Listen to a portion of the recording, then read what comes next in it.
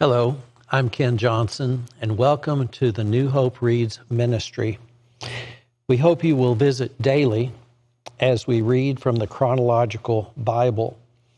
May our time spent together in God's Word be a blessing to us all as God reveals Himself and His nature, as He opens our minds, and as He prepares our hearts for our good and His service.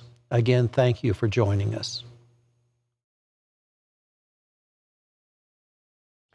June 19th, Jehoahaz rules in Israel. 2 Kings chapter 13, verses 1 through 7, 814 BC.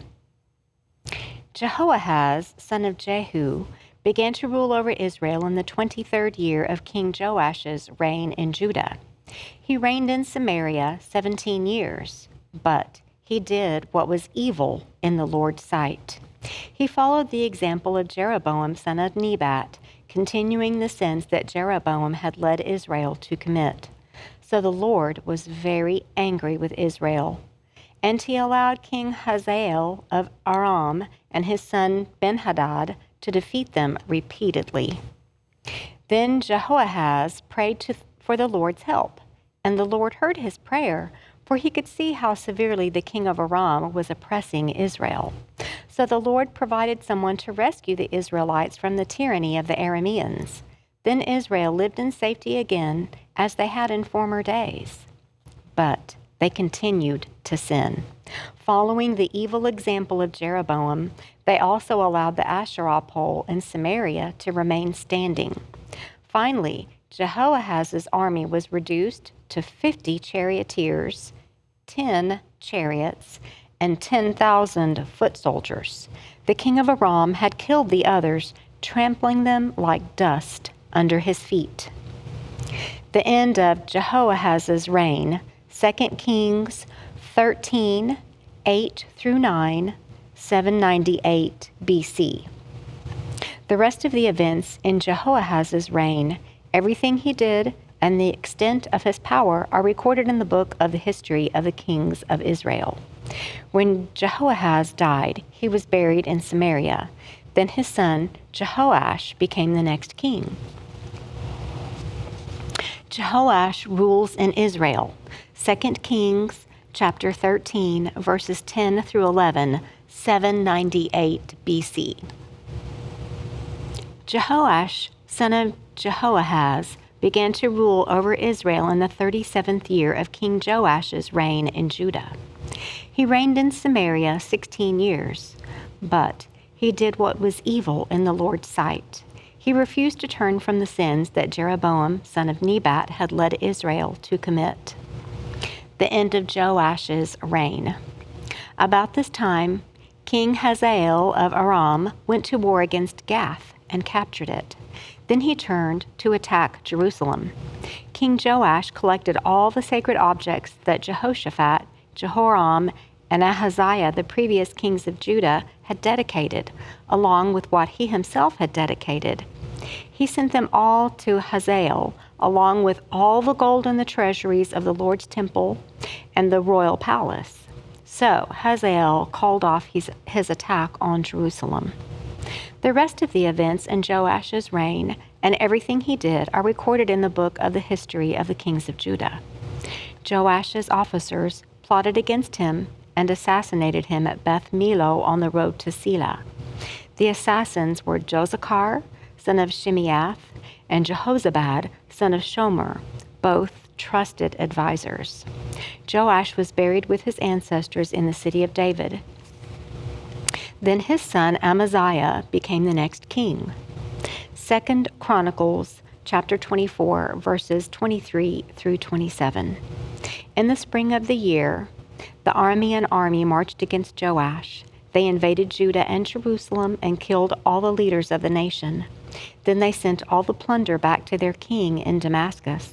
Although the Arameans attacked only with a small army, the Lord helped them conquer the much larger army of Judah. The people of Judah had abandoned the Lord their God of their ancestors, so judgment was carried out against Joash. The Arameans withdrew, leaving Joash severely wounded. But his own officials plotted to kill him for murdering the son of Jehoiada, the priest. They assassinated him as he lay in bed. Then he was buried in the city of David, but not in the royal cemetery. The assassins were Josachar, the son of an Ammonite woman named Shimeath, and Jehozabad, the son of a Moabite woman named Shomer. The account of the sons of Joash, the prophecies about him, and the record of his restoration of the temple of God are written in the commentary on the Book of the Kings. His son, Amaziah, became the next king. Elisha's final prophecy, 2 Kings chapter 13, verses 14 through 23. When Elisha was in his last illness, King Jehoash of Israel visited him and wept over him. My father, I see the chariots and charioteers of Israel," he cried. Elisha told him, "Get a bow and some arrows." And the king did as he was told. Elisha told him, "Put your hand on the bow." And Elisha laid his own hands on the king's hands. Then he commanded, "Open that eastern window." And he opened it. Then he said, "Shoot." So he shot an arrow. Elisha proclaimed, "This is the Lord's arrow, an arrow of victory over Aram, for you will completely conquer the Arameans at Aphek." Then he said, "Now pick up the other arrows and strike them against the ground." So the king picked them up and struck the ground 3 times. But the man of God was angry with him. "You should have struck the ground 5 or 6 times, he exclaimed.